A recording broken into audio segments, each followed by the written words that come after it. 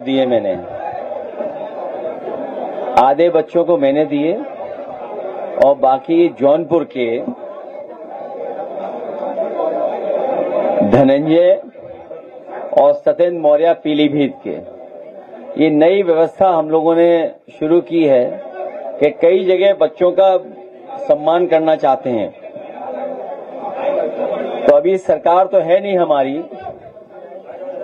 तो सरकार जब नहीं है तो हम इंतजाम कहां से करें, तो उसमें वही लोग इंतजाम करते हैं और लैपटॉप हमसे दिलवाते हैं। तो मैं तमाम समाजवादी साथी जो बच्चों का मनोबल बढ़ा रहे हैं, उनका उत्साह बढ़ाने के लिए, उनकी पढ़ाई में मदद करने के लिए जो लैपटॉप उपलब्ध करा रहे हैं, मैं उन तमाम साथियों का बहुत बहुत धन्यवाद और आभार प्रकट करना चाहता हूं। हालांकि कई बच्चों को पार्टी की तरफ से भी दिया है, लेकिन आज जब 15 अगस्त हम सब लोग मिलकर के स्वतंत्रता दिवस पर एक दूसरे को बधाई दे रहे हैं, मैं इस मौके पर 15 अगस्त की स्वतंत्रता दिवस की आप सबको बहुत बहुत बधाई और शुभकामनाएं देना चाहता हूं। आज के दिन जहां हम राष्ट्रपिता महात्मा गांधी जी को याद कर रहे हैं, वहीं बाबा साहब भीमराव अंबेडकर जी और तमाम हमारे क्रांतिकारी, जिनकी वजह से, जिनकी कुर्बानी की वजह से, जिनकी त्याग की वजह से, जिनके बलिदान की वजह से लाखों लाख ऐसे हमारे क्रांतिकारी रहे, शहीद हुए, जिनकी वजह से आज हमें देश को आजादी मिली है। उन सभी क्रांतिकारियों को हम याद करते हैं, नमन करते हैं। उनके बलिदान की वजह से ही आज हमारा देश आजाद और स्वतंत्र है। जहां हम राष्ट्रपिता महात्मा गांधी जी को याद कर रहे हैं, भगत सिंह जी को, चंद्रशेखर आजाद और तमाम क्रांतिकारी जिनके हम नाम नहीं ले पा रहे, बड़ी संख्या में क्रांतिकारी लोग रहे। और आजादी के बाद बाबा साहेब भीमराव अंबेडकर जी ने जो हमें संविधान दिया, और जिस संविधान पे हमारा देश चल रहा है, जितना हमारा संविधान मजबूत होगा उतना ही हमारा लोकतंत्र मजबूत होगा। और जितना हम आप सब लोग लोकतंत्र को मजबूत करना चाहते हैं, उन्हें सबको, हम सबको मिलकर के संविधान को भी मजबूत करना है। तो जहां बाबा साहेब भीमराव अम्बेडकर जी को याद कर रहे हैं, वहीं डॉक्टर राम मनोहर लोहिया, आचार्य नरेंद्र देव, जयप्रकाश जी और नेताजी, जिन्होंने हमें आपको समाजवादी आंदोलन दिया है। जहां हम 15 अगस्त को देश खुशहाल हो, तरक्की करे, दुनिया में हमारा देश भी आगे बढ़ता हुआ दिखाई दे, विकसित भारत बने, किसान खुशहाल हो, हर नौजवान को नौकरी रोजगार मिले, हमारे व्यापारी भी तरक्की करें और कम से कम दुनिया के व्यापार में अपना स्थान बनाएं।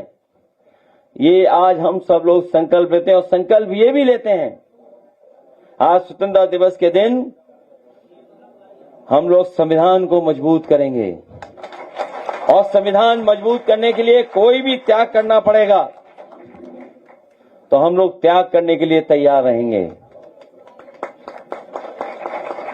आज जब अखबार उठाया हम लोगों ने, तो अखबारों में बहुत सारे विज्ञापन आए हैं, और विज्ञापनों में जो एक विज्ञापन सबसे प्रमुखता से छपा है, वो सरकार बता रही है पर कैपिटा इनकम। पहले पर कैपिटा इनकम क्या थी और आज पर कैपिटा इनकम क्या है? प्रति व्यक्ति आय पहले क्या थी और आज प्रति व्यक्ति आय क्या है? सरकार बता रही है कि उन्होंने दुगनी तरक्की की है, लेकिन सच्चाई कुछ और है। वहीं हमें पीछे मुड़ के ये भी देखना है कि अगर हम पर कैपिटा इनकम की बात कर रहे हैं, प्रति व्यक्ति आय की बात कर रहे हैं, तो दुनिया में जो खुशहाल देश हैं, तरक्की किए हुए देश हैं, जिनकी अर्थव्यवस्था हमारे आसपास है, हमसे आगे है, वहां पर प्रति व्यक्ति की आय क्या है? अगर हम तुलना करें तो हमारा भारत देश कहीं भी टिकता नहीं, कहीं भी दिखाई नहीं देता है। इसलिए आज जब हम आजादी का त्योहार मना रहे हैं, तो हमें ये भी चुनौती स्वीकार करनी पड़ेगी कि जिस तरीके से दुनिया में देश तरक्की किए हैं, उसी तरीके से हमारा देश भी तरक्की करे और हमारा देश भी खुशहाल हो। और खुशहाली के लिए सबसे ज्यादा जरूरी है कि हमारा किसान खुशहाल हो, हमारी खेती बाड़ी अच्छी हो, पैदावार अच्छी हो, हमारे किसान के खेतों तक पानी पहुंचे, समय पर बीज मिले, समय पर उसे खाद उपलब्ध हो जाए, समय पर कीटनाशक दवाइयां मिल जाएं और समय पे ही जब पैदावार तैयार हो जाए तो उसे कीमत मिल जाए। लेकिन दुख के साथ कहना पड़ रहा है कि आजादी के इतने वर्षों के बाद भी सबसे ज्यादा गरीब और सबसे ज्यादा तकलीफ परेशानी में और चिंता का विषय अगर किसी के सामने है तो हमारे किसानों के सामने है। जहां हम पर कैपिटा प्रति व्यक्ति आय की बात कर रहे हैं, वहीं हमें करोड़ों परिवारों को राशन देना पड़ रहा है। दुनिया में शायद कोई देश ऐसा नहीं होगा जहां पर इतना राशन देना पड़ रहा हो हमारे गरीबों को, लेकिन हमारे भारत में और खासकर उत्तर प्रदेश जो सबसे बड़ा प्रदेश है, बड़ी संख्या में हमें राशन देना पड़ रहा है। और मिलावट तो ऐसी हो रही जिसकी हम कल्पना नहीं कर सकते। जहां मिलावट के लिए सरकार काम करना चाहती है, वहीं सरकार खुद पेट्रोल में मिलावट करा रही है। पेट्रोल डीजल की भी कीमतें बढ़ रही हैं। हमारी विदेश नीति के कारण हमारी अर्थव्यवस्था भी चौपट हो रही, महंगाई का भी सामना करना पड़ रहा है। न केवल महंगाई का सामना करना पड़ रहा है, धीरे धीरे हम देख रहे हैं हमारी शिक्षा व्यवस्था भी चौपट हो गई है। कहीं दुनिया में प्राइमरी स्कूल बंद नहीं हो रहे होंगे। जो विकसित देश हैं वो आज भी पढ़ाई पे ध्यान दे रहे हैं, स्वास्थ्य पे ध्यान दे रहे हैं, इलाज पे ध्यान दे रहे हैं, दवाइयों पे ध्यान दे रहे हैं कि उनकी जनता को सही शिक्षा और सही स्वास्थ्य मिल जाए। वहीं जब हम देखते हैं सबसे ज्यादा प्राइमरी स्कूल अगर कहीं बंद हुए तो उत्तर प्रदेश में 26,000 प्राइमरी स्कूल बंद कर दिए गए और पूरे देश का आंकड़ा जो बताता है वो है 1 लाख के लगभग प्राइमरी स्कूल बंद हो गए हैं। सोचिए, प्राथमिकता में जो सबसे जरूरी चीज है, आजादी के बाद अगर हम पढ़े लिखे होते हमारा देश और खुशहाली के रास्ते पे जाता। लेकिन आज जो सत्ता में सरकार है वो हमारे शिक्षा पर भी सबसे ज्यादा संकट पैदा कर रहे हैं। और स्वास्थ्य विभाग तो ऐसा है जिसको खुद ही इलाज की जरूरत है। पूरा स्वास्थ्य विभाग जाने कैसा हो गया है। पहले तो अस्पताल में डॉक्टर नहीं, और डॉक्टर मिल भी जाए तो दवाई नहीं, सीएससी पीएससी पे कोई पूछने वाला नहीं है। और जिला अस्पतालों का हाल तो आप सब जानते ही होंगे क्या हाल हो गया है। कहने को तो मेडिकल कॉलेज बना रहे हैं, बड़े बड़े मेडिकल कॉलेज, लेकिन मेडिकल कॉलेज में जो पढ़ाने वाले प्रोफेसर होने चाहिए, जो असिस्टेंट प्रोफेसर होने चाहिए, जो लैब टेक्नीशियंस होने चाहिए, जो और पढ़ाई कराते हैं वो है ही नहीं उपलब्ध। और उसका परिणाम है कि जिस क्वालिटी के, जिस अनुभव के साथ हम लोग डॉक्टर तैयार करना चाहते हैं, शायद हम डॉक्टर भी तैयार नहीं कर पा रहे हैं। और उसका परिणाम यह है कि कई बार हम लोगों को जानने को मिलता है, अखबारों पढ़ने को मिलता है कि दवाई सही न देने की वजह से या दवाई समय पर न मिलने की वजह से, इलाज समय पर न मिलने की वजह से हम अपने परिवार के सदस्य को खो देते हैं। ये जहां इलाज दवाई का इंतजाम इन्होंने बर्बाद किया है, वहीं आप देख रहे होंगे कि एम्बुलेंस भी अब समय पर नहीं पहुंच रही है। आज ही तस्वीर भी आई अखबारों में और कल से सोशल मीडिया पे वीडियो भी चल रहा है, जहां कभी अटल बिहारी वाजपेयी जी का गांव जिसको कहा जाता है बाहा क्षेत्र में, वहां उस गर्भवती महिला को सोचिए चारपाई पे ले जा करके अस्पताल तक पहुंचाने का काम कर रहे हैं लोग।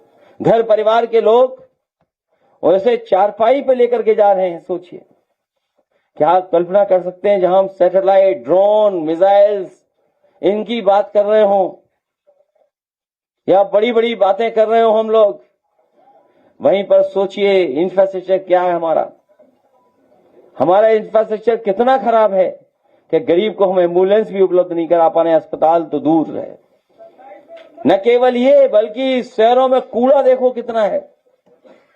जिस सरकार ने कहा कि सबसे पहले हम सफाई करेंगे, देश के प्रधानमंत्री से लेकर के बड़े बड़े लोगों ने झाड़ू उठाया था, आज पीछे मुड़कर के देखो कूड़ा ही कूड़ा दिखाई दे रहा है। हर जगह कूड़ा है, चाहे शहर हो गांव हो, भंडार लगा हुआ कूड़ों का। कूड़ा हटा नहीं पा रही है सरकार। और तहसीलों की व्यवस्था क्या है सोचिए आप। तहसील की व्यवस्था क्या है सोचिए आप। तहसील से लेकर के थाना और पुलिस, इतनी खराब पुलिस कभी नहीं होगी जो इस सरकार में हो गई है। पूरी पुलिस न जाने क्या काम कर रही है। जो सरकार लॉ एंड ऑर्डर का दावा कर रही है वो आंकड़ों में तो नहीं दिखाई दे रही है, लेकिन टीवी अखबारों पे तो दिखाई दे रही है। और उसका कारण यही है कि पॉलिटिकल मेकअप के लिए, पॉलिटिकल अपना फेस साफ रखने के लिए सबसे ज्यादा बजट दिया जा रहा है हमारे प्रेस के साथियों को। जो यहां बैठे हैं शायद उनको नहीं मिल रहा है, जो यहां नहीं है उनको बड़े पैमाने पर मिल रहा है। अभी तक शायद देश में किसी सरकार ने इतना प्रेस को पैसा नहीं खर्च किया होगा जितना ये सरकार में खर्च किया जा रहा है। कुछ अनपढ़ लोग भी आए हुए हैं, मैं उनका भी धन्यवाद देता हूं। तो सोचिए आप, पॉलिटिकल मेकअप के लिए, अपना चेहरा चमकाने के लिए कितना पैसा खर्च हो रहा बजट का। 250-300 करोड़ से शुरू हुआ और सुनने में आ रहा है कि इस वर्ष में लगभग 2000 करोड़ रुपए दिया गया है विभाग को। सोचिए, इतने वर्षों से लगातार बजट बढ़ता चला जा रहा है। हमारे दाना गाना वालों के लिए बजट बढ़ रहा है, लेकिन जो बेसिक चीजें पढ़ाई, इलाज, उसके बजट में लगातार कमी करते जा रही सरकार। और सोचिए क्या मना रहे हैं ये लोग। ये स्वतंत्रता दिवस नहीं मना रहे थे कल। सोचिए क्या त्योहार मना रहे थे ये लोग कल। ये भारतीय जनता पार्टी के लोग विभाजन विभीषका दिवस मना रहे थे। सोचिए, ये स्वतंत्रता दिवस की नई तैयारी कर रहे थे। ये मना रहे थे पूरी भारतीय जनता पार्टी, और भारतीय जनता पार्टी के साथ साथ उनके संगी साथी, अंडरग्राउंड लोग, अनरजिस्टर्ड लोग जो दिखाई नहीं देते हैं, वो लोग मना रहे थे विभाजन विभीषका दिवस। और वो इसलिए मना रहे थे कि उनके लिए विभाजन ही उत्सव है। उन्होंने आजादी की लड़ाई में योगदान दिया हो न दिया हो, लेकिन विभाजन में योगदान जरूर रहा है उनका। और भाजपाई और संगी साथियों का लक्ष्य विभाजन था, यही उनकी उपलब्धि है। इसीलिए आज भी वो विभाजन का ही त्योहार मना रहे हैं। और विभाजन उनका आजादी से पहले भी लक्ष्य था, और विभाजन आजादी के बाद भी है उनका कार्यक्रम। और आज भी अगर हम लोग देखें तो विभाजन ही उनका कार्यक्रम चल रहा है। इसलिए उनसे, ऐसे लोगों से बहुत सावधान रहना पड़ रहेगा। और इसलिए मना रहे हैं, इसलिए सेलिब्रेट कर रहे हैं, इसलिए खुशियां मना रहे हैं, क्योंकि स्वतंत्रता दिवस में उनका कोई योगदान नहीं था। अगर उनका योगदान रहा हो तो जरूर उसके लिए वो उत्सव मनाते। कहते हैं कि उनमें बहुत सारे लोग मुखबिर थे, मुखबिरी किया करते थे। तो जो अंडरग्राउंड हैं, तो वो सोचो कैसे उत्सव मना पाएंगे। वो अंडरग्राउंड ही काम करते थे, पहले भी अंडरग्राउंड काम करते थे और आज भी वो अंडरग्राउंड रह करके ही काम कर रहे हैं। और जब कभी उनसे स्वतंत्रता दिवस की बात करो या स्वतंत्रता की, तो कई बार देखने को मिलता है कि वो मुंह फेर लेते हैं। जिन्होंने तिरंगा का कभी सम्मान न किया हो, जिन्होंने तिरंगा का कभी सम्मान न किया हो, वो आज तिरंगा लेकर के यात्रा निकाल रहे हैं। सच्चाई तो यह है भाजपा और आजादी विलोम है, एक दूसरे के विपरीत हैं।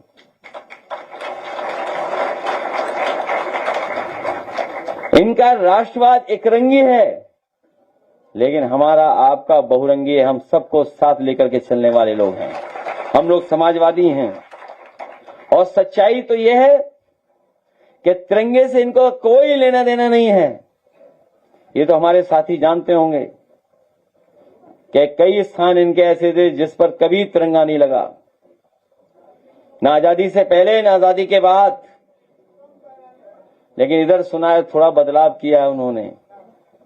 जिस तरीके से आधे को फुल कर लिया इन्होंने, इसी तरह कुछ बदलाव किया है। जो भाजपाई घर घर तिरंगा कार्यक्रम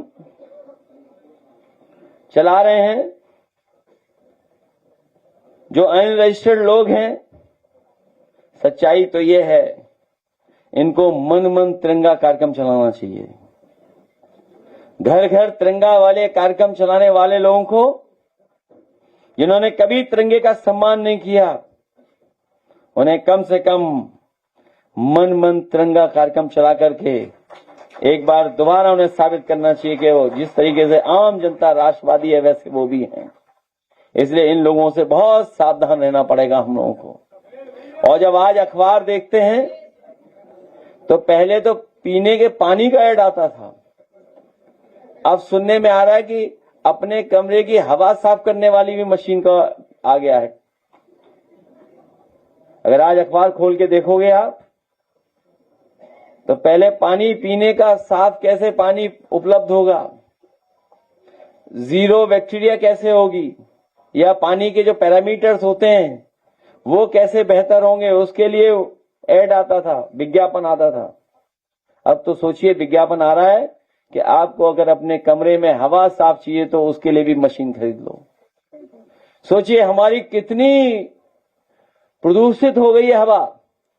मिट्टी का क्या हाल है, पानी का क्या हाल है, नदियों का क्या हाल है। ये सरकार कहती थी हम मां गंगा को साफ कर देंगे, मां गंगा में कोई सफाई नहीं हुई। जैसे पैरामीटर्स पहले थे वैसे ही दिखाई दे रहे हैं। और सच्चाई तो यह है कि पहले से ज्यादा पॉल्यूशन बढ़ गया है।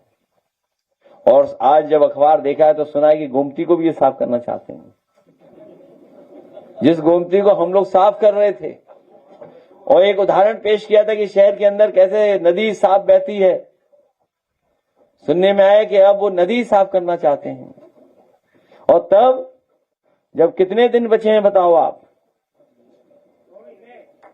अगर 15 अगस्त आज हम लोग जब स्वतंत्रता दिवस मना रहे हैं तो इस महीने के 15 दिन, अगले महीने के 30 दिन, फिर 30 दिन, फिर 30 दिन, तो कितने बचे दिन। और 2027 में तो अलग तरह का माहौल होगा। तो अब तो बहुत कम दिन बचे हैं हम लोगों के लिए, आपके लिए। और अभी अभी तो हम लोगों ने इन्हें हराया है, लोकसभा में इन्हें हराया हम लोगों ने। और लोकसभा की अगर गिनती करने विधानसभा में, तब भी हम लोगों ने हराया हुआ। इसलिए घबराए हुए लोग हैं ये। और घबराए इतने हुए हैं कि इनकी भाषा देखिए, भाषा कैसी है इनकी भाषा देखिए। और भाषा इसलिए भी बिगड़ी हुई है क्योंकि इनकी भ्रष्टाचार की पोल खोल रही है जनता। कोई कल्पना कर सकता है कि कानपुर और लखनऊ एक्सप्रेसवे बरसात में ही ढह गया हो। पहली बरसात में ही ढह गया, सोचिए आप। अब पत्रकार साथी भी गिनते हैं गड्ढे। कभी इनकी खबर आती है कि 20 गड्ढे हैं, कभी कहते हैं 40 गड्ढे हैं, कभी बताते हैं 80 गड्ढे हैं। और सोचिए पानी किससे सुखाया जा रहा है बारिश में, पंखा चला करके। किसको बेवकूफ बना रहे हैं सोचिए आप। 63 किलोमीटर की सड़क 4000 करोड़ से ज्यादा की। हिसाब किताब लगाओ, बताओ कैसे सड़क में क्या क्या किया हुआ इन्होंने। ये तो है 63 किलोमीटर की सड़क, लेकिन गोरखपुर लिंक भी है, वो 7000 करोड़ की बनी है, 90 किलोमीटर। सोचो उसका क्या हाल हुआ होगा, उसमें कितनी सफाई हुई होगी, कितनी जेब भरी हो गई होगी।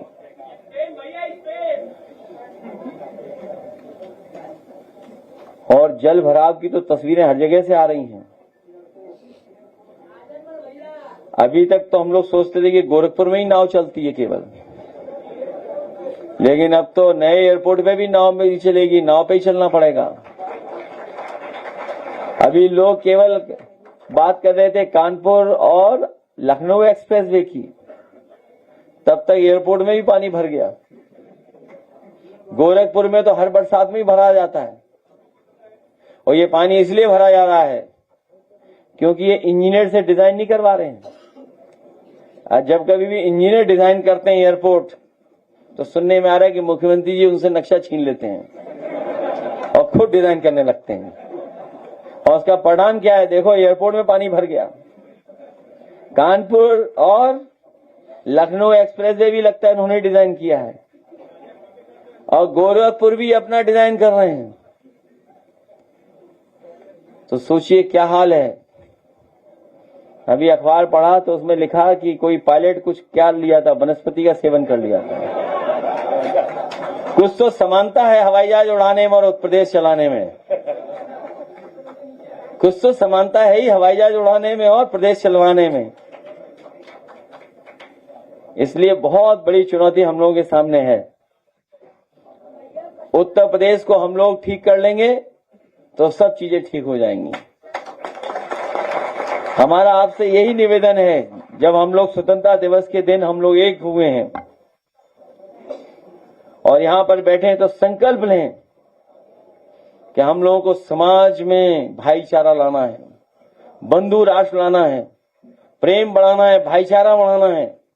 वहीं हमें यह भी याद रखना है कि संविधान है तो स्वतंत्रता है, और संविधान नहीं है तो हमारी स्वतंत्रता अपने आप छिन जाएगी। इसलिए संविधान है तो स्वतंत्रता है, और संविधान से ही स्वाधीनता है, ये भी हमें याद रखना पड़ेगा। और जितना संविधान हमारा मजबूत चलेगा उतना ही लोकतंत्र हमारा मजबूत दिखाई देगा। इसलिए संविधान को अगर ये ठेस पहुंचाएंगे तो हमारे लोकतंत्र को भी ठेस पहुंचेगी।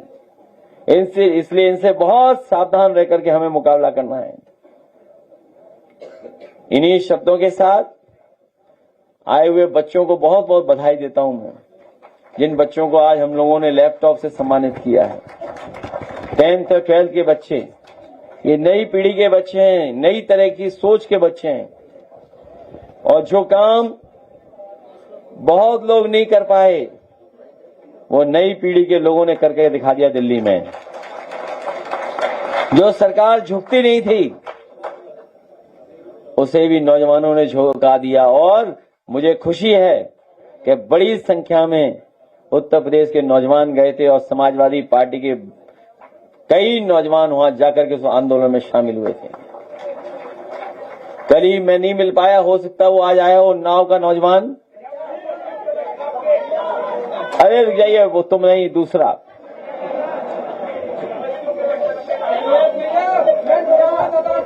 इनका कागज ले लो, कागज ले लो। इसलिए आप सबको मैं बधाई देता हूं। अभी जब प्रेस के साथी चले जाएंगे, तो आप लोगों के भी जगह बन जाएगी। इसे धक्का मुक्का मत मारो। और मेरा अपने कार्यकर्ताओं से निवेदन है कि एक दूसरे का सम्मान करें, एक दूसरे की मदद करें, एक दूसरे को जगह दें। जब लखनऊ में, और लखनऊ की संस्कृति यही है कि पहले आप, तो फिर जबरदस्ती क्यों करते हो आप? ये लगता है बीजेपी की सरकार में सब भूल गए पहले आप वाली बात। इसलिए अगर पहले आपका सम्मान करोगे या पहले आपकी बात करोगे तो सबको स्थान मिल जाएगा। और पीडीए की लड़ाई और सामाजिक न्याय के राज की स्थापना की लड़ाई हम लोग लड़ते रहेंगे। जो काम समाजवादियों ने किए वो नहीं कर पाए, इनका हर काम खराब हो गया, लेकिन आपका कोई काम खराब नहीं हुआ है। मेट्रो वैसे ही चल रही है, एक्सप्रेसवे भी वैसे ही चल रहा है। और एक मंत्री था जिसने गड़बड़ किया था, शायद सरकार ने उसे हटा दिया। उसे पूरी सड़क बनानी थी, लेकिन सुनने में आया कि पैच वर्क कर करके पूरा माल निकाल लिया। आगरा लखनऊ एक्सप्रेसवे बताओ कब बना था? 16 में तब उद्घाटन हुआ था, जिसपे हवाई जहाज उतरे थे। और अगर इनकी सड़क पे हवाई जहाज उतर दो तो क्या होगा हवाई जहाज का? या सड़क चली जाएगी या हवाई जहाज ही चला जाएगा। और एम्बुलेंस आज भी समाजवादियों की देन है। सोचिए, कैंसर इंस्टीट्यूट, जहां बड़े पैमाने पे गांव-गांव कैंसर फैल रहा है। जब मैंने पानी की बात की, वो इसलिए पानी की बात की, हवा की इसलिए बात की, या खेती की जमीन मिट्टी की इसलिए बात की, नदियों की इसलिए बात की, क्योंकि एक स्टडी कहती है कि पॉल्यूशन की वजह से भी कैंसर हो रहा है। हमारा पानी शुद्ध नहीं है, खाने का सामान या खाने की चीजें शुद्ध नहीं है, इसलिए भी कई बार हमें कैंसर का सामना करना पड़ रहा है। और जिस तरह से कैंसर के आंकड़े आ रहे हैं, बड़ी संख्या में आबादी में कैंसर फैल रहा है। समाजवादी सरकार में कैंसर इंस्टीट्यूट बना था, रिसर्च इंस्टीट्यूट बनी थी। सुनने में आया कि उसमें 24 ओटी थे, ऑपरेशन थिएटर रूम 24 थे। इस सरकार ने 24 में एक भी नहीं चला पाए, 24 के 24 बंद पड़े हुए हैं। केवल अपने पार्टी के नेता की वहां लगा दी प्रतिमा, उसके अलावा कोई काम नहीं किया। तो अस्पताल की व्यवस्था खराब कर दी, एम्बुलेंस की व्यवस्था खराब कर दी, दवाई है नहीं, इलाज है नहीं। और आए दिन खबर मिलती है कि अस्पतालों का क्या हाल है। इसलिए स्वास्थ्य बेकार हो गया, शिक्षा बेकार हो गई, और इनके जितने पॉलिटेक्निक, आईटीआई और संस्थान थे, उसमें कोई एडमिशन नहीं ले रहा। लाखों लाख बच्चे पढ़नाई वाले कम हो गए, और ये तैयारी कर रहे हैं कि शहरों के अंदर जो जमीन कीमती है उसको बेच दें। अगली बार ये सरकार आई तो देखना आप, ये सब कीमती जमीन जो शहरों के अंदर है, पूरी की पूरी भारतीय जनता पार्टी बेच देगी, क्योंकि इनका लक्ष्य है कि प्राइवेट हाथों में चला जाए सब कुछ। आज बताओ, प्राइवेट हाथों में चलेगी शिक्षा की नहीं चलेगी? और प्राइवेट हाथ में इतने बड़े पैमाने पे चली गई है कि आज कोई फीस नहीं दे पा रहा है। और फीस का जो इन्होंने कहा था कि हम संतुलन बनाएंगे, बताओ प्राइवेट स्कूलों की फीस कितनी है? या जो प्राइवेट स्कूल में पढ़ाना चाहते हो, कितनी फीस देना पड़ रहा है? केवल प्राइमरी, हायर सेकेंडरी या इंटरमीडिएट नहीं, बल्कि अगर इंजीनियरिंग और मेडिकल कराना चाहोगे तो सोचिए कैसी है पढ़ाई, कितनी महंगी है। मेडिकल की पढ़ाई कितनी महंगी हो गई, सोचिए आप। और फिर जो व्यवस्था इन्हें बनानी चाहिए थी, नौकरी नहीं है, रोजगार ही नहीं है। जब दुनिया एआई पे काम कर रही थी तब ये सो रहे थे, सोचिए आप। जब एआई पर काम चल रहा था तब ये सो रहे थे। और हमारे मुख्यमंत्री जी क्या जाने एआई के बारे में। जब अयोध्या गए, रिकॉर्ड बनाया, वर्ल्ड रिकॉर्ड, वो चंदा ही नहीं पकड़ पाए कि कौन ले गया चंदा। सोचिए, चंदा पार हो गया। कोई कल्पना कर सकता है कि भगवान पे चढ़े हुए चढ़ावे की चोरी हो जाए? बताइए, इससे बड़ा महापाप क्या हो सकता है?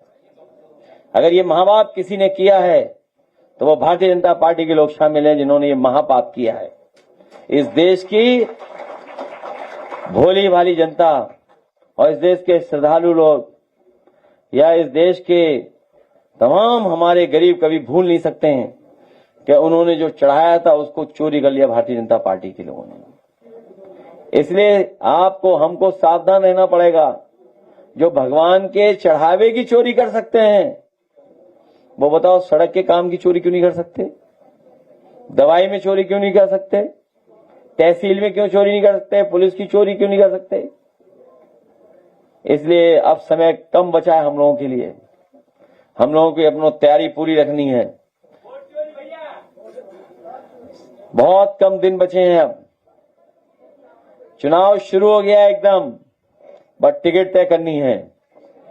चुनाव कुछ नहीं बचा, लेकिन अपने साथियों, हमें हर स्टेटमेंट से बचना है। कोई भी ऐसा स्टेटमेंट नहीं आए जिससे बीजेपी कुछ लाभ उठा ले। इसलिए आने वाले समय में हम लोग तय करेंगे, एक पर्चा छपवा देंगे सबके लिए, छोटे से लेकर बड़े नेता के लिए, कि भाई इसी को बोलना, इसके अलावा हम तो बोलना कि भाई किसान की खाद, किसान की डीएपी, नैनो से कोई लाभ नहीं, एम्बुलेंस चल नहीं रही, डायल 100 बेकार कर दी, एक्सप्रेस वे बेकार कर दिए, आरक्षण लूट लिया। हमने तो किताबें छपवाई थी, सोचिए आप। बताओ, नौकरी की किताबें छपी कि नहीं छपी हम लोगों ने? और हर विभाग में कैसी लूट हुई वो भी छापा। इसलिए अपने नेता, छोटे बड़े कार्यकर्ताओं से भी एक किताब दे देंगे, एक पन्ना दे देंगे इसी को पढ़ो, इससे ज्यादा इधर उधर मत देखो, क्योंकि ये पत्रकार साथी भी आपके नहीं है। कभी कभी याद रखना, जब बुरा वक्त आएगा एक भी पत्रकार साथी आपके साथ खड़ा दिखाई नहीं देगा, याद रखना। जब कभी बुरा वक्त आएगा एक भी आपके साथ खड़ा दिखाई नहीं देगा, क्योंकि बहुत सारे लोग दबाव या किसी कारण साथ छोड़ देते हैं, लेकिन हवा चली और बदलाव की हवा चली तो सब आपके साथ दिखाई देंगे। इसलिए 100 दिन बचे हैं बस। अभी जब प्रेस के रुक जाइए, अभी जब प्रेस के साथी चले जाएंगे, रुक जाइए, प्रेस के साथी जब चले जाएंगे तब बहुत से साथियों को जगह मिल जाएगी और आप लोग सीढ़ियों पे बैठ जाना। अभी बस प्रेस के साथी 2-4 सवाल पूछेंगे, उसका चले जाएंगे, क्योंकि स्वतंत्रता दिवस का दिन है, आज सवाल जवाब कम हो तो ही अच्छा है। तो जब प्रेस के साथी चले जाएंगे तब बहुत सी जगह बन जाएगी। और गाजीपुर के भी हमारे किसान भाई आए हैं जिन्होंने एक बहुत शानदार कार्यक्रम किया था, वो भी हम उनसे भी मिल लेंगे, उसके बाद बहुत जगह बच जाएगी। ये भी सीटें खाली हैं, देखिए अभी आप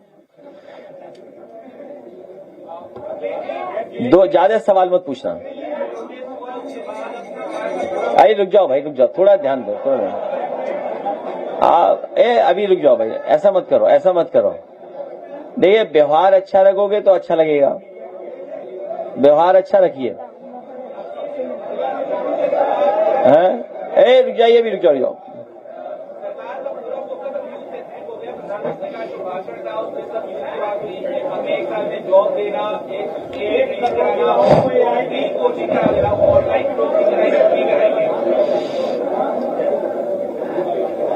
ये नई बातें इसलिए बोली जाती हैं कि पिछली बातों पर सवाल न किया जाए।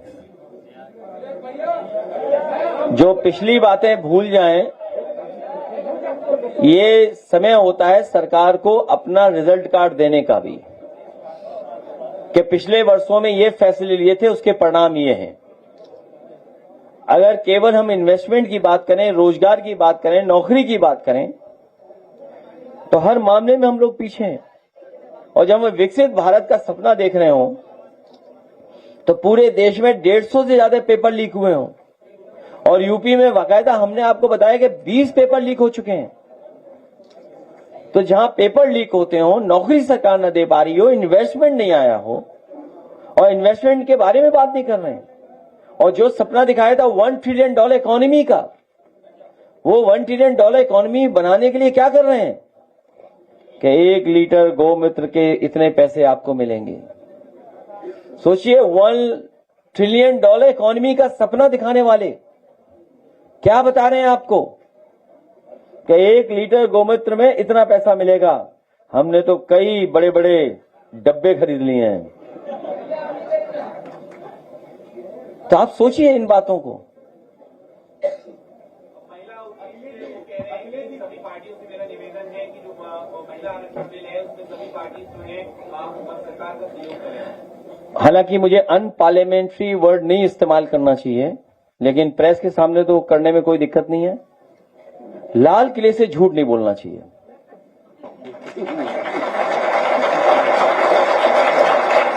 लाल किले से झूठ बोलने का स्थान नहीं है। वो हमें स्वतंत्रता दिवस के समय पर अपना पुराना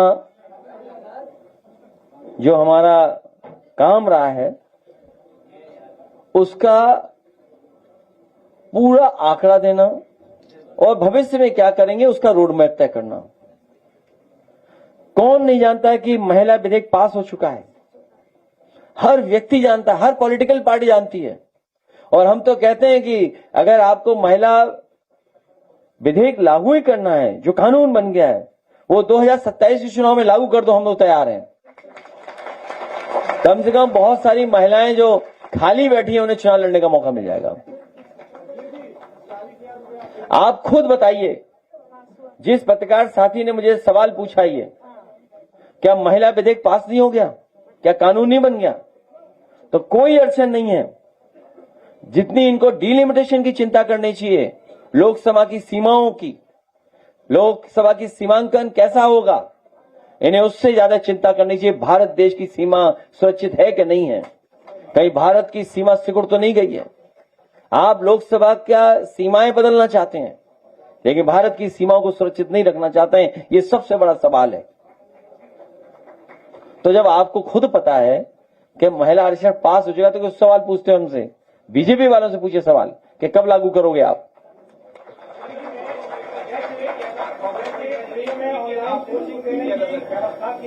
मैं ये परंपरा बहुत गलत है। लोग सत्ता में आते हैं, सत्ता में चले जाते हैं, सत्ता में आते हैं फिर सत्ता से बाहर हो जाते हैं।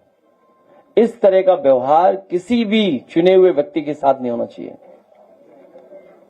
जो लोकसभा की सांसद महुआ मित्रा हैं, उनके साथ जो व्यवहार हो रहा है, या वहां की मुख्यमंत्री जो पूर्व में रही ममता बनर्जी जी, उनके साथ भी जो व्यवहार हो रहा है, ये व्यवहार लोकतंत्र में कभी स्वीकार नहीं करना चाहिए। आज सरकार में हैं, कल सरकार में नहीं रहेंगे। आज जो लोग सत्ता में बैठे हैं वो कल नहीं थे सरकार में, और हो सकता है कल न रहे सरकार में। कह रहे हैं कि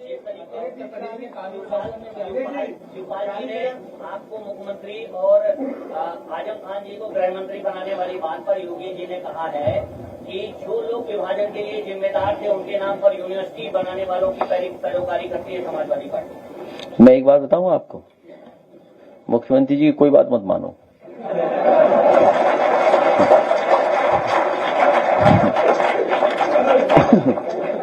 अगर तुम मान लिए तो तुम्हारा भविष्य खतरे में पड़ जाएगा। आप बताओ, जब मुख्यमंत्री जी नहीं आए थे उत्तर प्रदेश में, जब मुख्यमंत्री उत्तर प्रदेश में नहीं थे, ये एक रंगी, तो आपका बुखार 500 mg में उतर जाता था। आज बताओ कितने की लेनी पड़ती है गोली, बताइए आप। बात समझ गए? इसलिए मुख्यमंत्री कोई बात मत मानना। अगर मान लिया आपने तो बर्बाद हो जाओगे आप।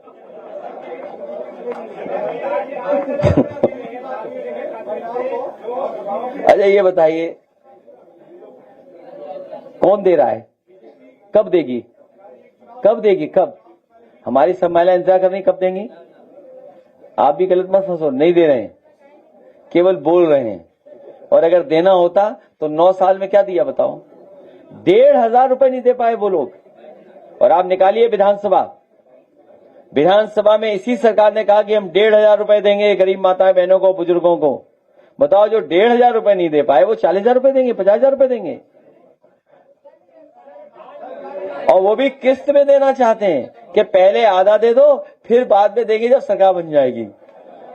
इनकी बात पे कौन भरोसा करेगा? और फिर महापाप का पैसा। और अभी गाना दिखाएंगे आपको, आखिरी गाना, अभी गाना दिखाएंगे। एक किसी ने, हमारी पार्टी के बहुत अच्छे समर्थक ने गाना बना के भेजा है थ्रू AI, और अगर आपको बुरा लगे, खराब लगे तो AI को डांटना। भाई उसने गलत बना दिया गाना, हम क्या कर सकते हैं उसके लिए?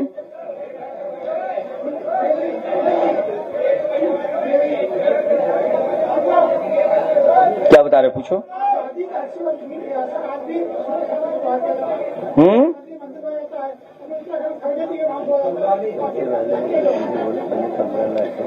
तुम भी मत जाना ना, तुम्हारी भी कुर्सी धोई जाएगी। अगर तुम चले गए मुख्यमंत्री जी की प्रेस में तो शर्त लगाए कह सकता हूं कि तुम्हारी भी कुर्सी धुलवा देंगे। हमारा घर तो धुल ही चुका है। हम मंदिर गए, वहां भी धो दिया उन्होंने। मूर्ति के बगल से मिले तो मूर्ति धो दी। तो इनके अंदर नफरत है। ये रूढ़िवादी लोग हैं, ये बहुत खराब लोग हैं, ये वर्चस्ववादी लोग हैं, ये कभी स्वतंत्रता पसंद नहीं करते, ये संविधान के तहत नहीं चलने वाले लोग हैं। किसी को बराबर की तरह नहीं देंगे, बराबरी नहीं चाहते ये लोग। ये हमेशा भेदभाव के पक्षधर लोग हैं। और अगर आपको पैसा कमाना है तो गौमूत्र इकट्ठा करने लगो।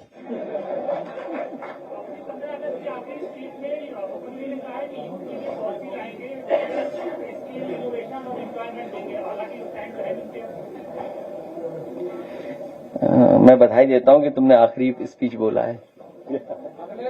इतना ही संदेश बहुत है।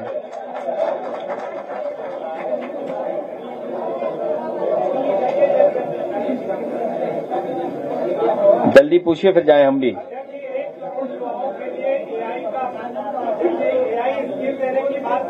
AI प्रधानमंत्री लाल किले के साथ इसके अलावा जो युवा है उनको ऑनलाइन कोचिंग की पूरे नेटवर्क से जोड़ने की बात है। हमारे मुख्यमंत्री जी एआई नहीं जानते हैं, बस इतना समझ लो। नई सरकार आएगी तब भविष्य सुधरेगा नौजवानों का।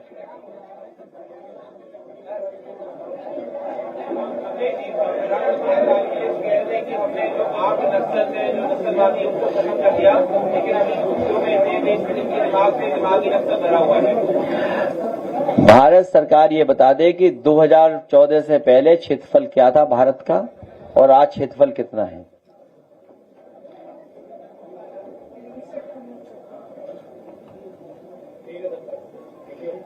अब आप लोग को गाना दिखा दूंगा, सुना दूंगा, उसके बाद आप जाएं, जिससे कि हम अपने कार्यकर्ताओं के बीच में अपना कार्यक्रम आगे बढ़ा सकें।